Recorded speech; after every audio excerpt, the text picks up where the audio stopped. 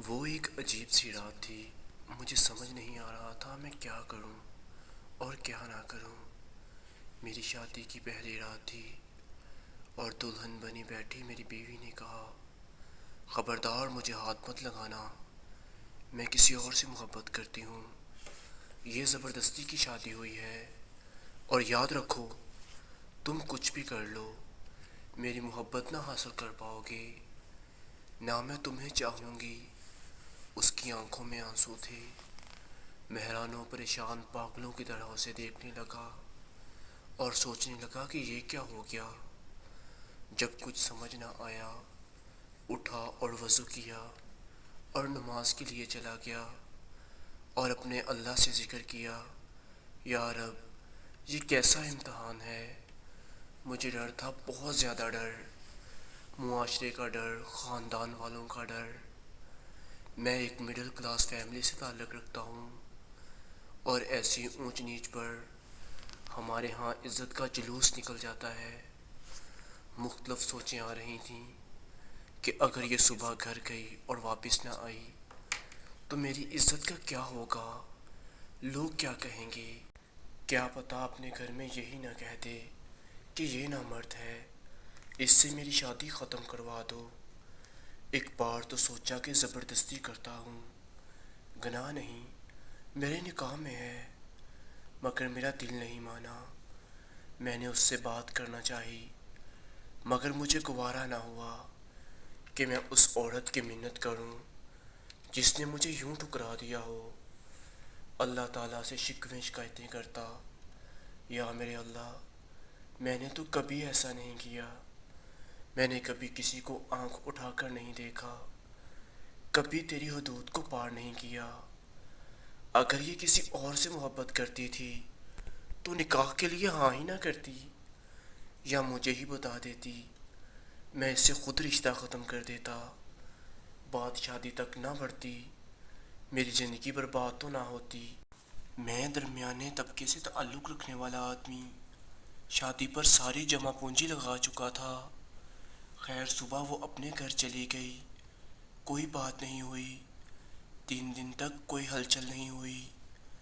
3 دن بعد اس کی امی کی کال آئی کہ بیٹا تم آئے نہیں اپنی دلہن کو لینے، تو میں لینے چلا گیا۔ میں نے وہاں بھی کوئی بات نہیں کی، ہم واپس گھر آ گئے۔ میری بیوی میرے سامنے تو نہیں، البتہ گھر کی چھت پر یا باہر جا کر رات کو فون پر کسی سے باتیں کرتی تھی۔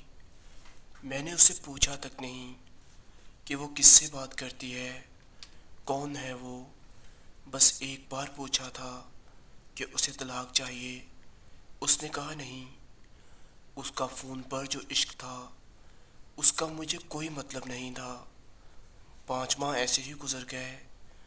میں کام سے تھکا ہارا رات میں گھر آتا، کھانا باہر سے کھا کر آتا، اور جب بھی گھر آتا وہ فون پر ہی باتیں کر رہی ہوتی۔ ایک دن اس نے پوچھا، ایک بات پوچھوں؟ میں نے کہا پوچھ لو۔ اس نے کہا کیا آپ کو مجھے دیکھ کر طلب نہیں ہوتی؟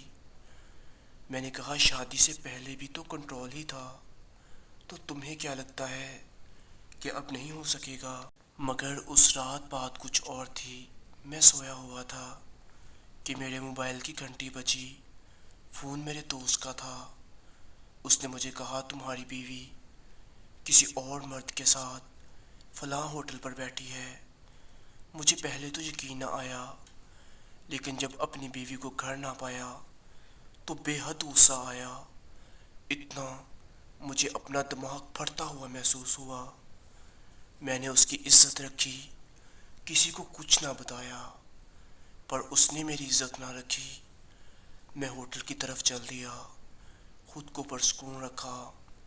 اس کو کسی غیر مرد کے ساتھ بیٹھا دیکھا تو میں نے اسے آواز دے کر کہا چلو گھر چلو۔ وہ چپ چاپ میرے ساتھ گھر آ گئی۔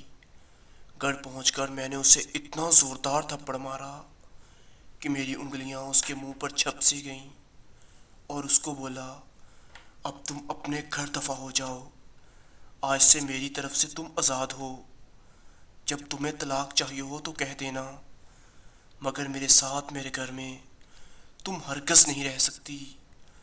وہ عورت یعنی میری بیوی آج بھی اپنے میکے گھر میں ہے، طلاق نہیں مانگی۔ اور ہاں، جس کے عشق میں وہ پاگل تھی اس نے اس کو اپنایا ہی نہیں اور اپنا مطلب نکال کر بھاگ گیا۔ ایک دن روتے ہوئے اس کی کال آئی تھی کہ مجھے اپنے نام سے محروم نہ کرنا، بس بھلے ہی مجھے اپنے پاس جگہ نہ دو لیکن طلاق مت دینا، بس ایک آخری خواہش پوری کر دو۔ میں نے اس کی خواہش کا احترام کیا، اس کو طلاق نہیں دی۔ اس کے بعد مجھے 3-4 سال لگے خود کو نارمل انسان بنانے میں، عورت پر یقین کرنے میں کہ ہر عورت ایک جیسی نہیں ہوتی۔ پھر آخر میں نے دوسری عورت سے شادی کر لی۔ اب الحمدللہ میرے 3 بچے ہیں۔ میری یہ دوسری والی بیوی بہت ہی نیک ہے۔ پتہ نہیں وہ 2-3 سال جو میں نے حوصلے سے گزارے اس کی وجہ سے اللہ تعالیٰ نے انعام کی صورت میں دیا کہ میں اب تھوڑی سی بھی ہمدردی کو بہت بڑی بات سمجھنے لگا تھا۔ میں ذرا سا بھی پریشان ہو جاؤں تو میری بیوی کی نیندیں اڑ جاتی ہیں۔ اس کو مجھ سے عشق کی حد تک پیار ہے اور بے انتہا عشق۔ میں ذرا سا کام سے دیر سے آؤں یا کچھ میسج کا جواب نہ دوں تو پریشان ہو جاتی ہے، سائے کی طرح آگے پیچھے۔ بعض دفعہ تو میں جھنجھلا سا جاتا ہوں اور اس سے جھگڑ پڑتا ہوں۔ اللہ کی بندی، میں دودھ پیتا بچہ نہیں، ایک وہ پہلی عورت اور ایک یہ عورت، میں تو وہی تھا وہی ہوں۔ میری پہلی والی بیوی سنا ہے کہ اب پاگل ہو چکی ہے اور گلیوں میں پھرتی ہے، اسے اپنی ہوش ہی نہیں رہی۔ اب 1-2 دفعہ زہر بھی کھا لیا مگر بچ گئی۔ لوگ اب بھی کہتے ہیں میں ظالم ہوں، اس پر اتنے ظلم کیے کہ وہ پاگل ہو گئی۔ اب میں کیا کہوں لوگوں سے؟